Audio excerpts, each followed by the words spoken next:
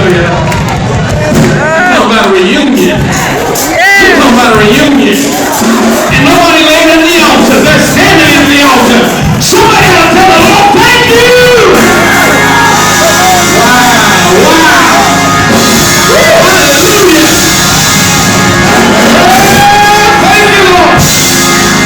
All right. I saw these young men come in. I didn't know who they were.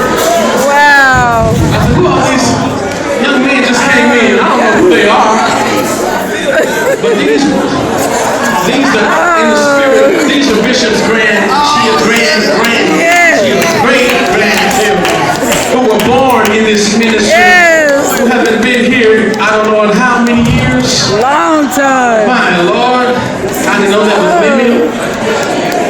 I thought that was Kevin. And then I saw Leon. This is a reunion, y'all. Yes, y'all. Yes. This is a reunion right here. Yes. This is Mark. My goodness. Charlie. My Lord. Yeah, soup mouth. Yeah, we're back 31st of April. We're talking about 34 years ago.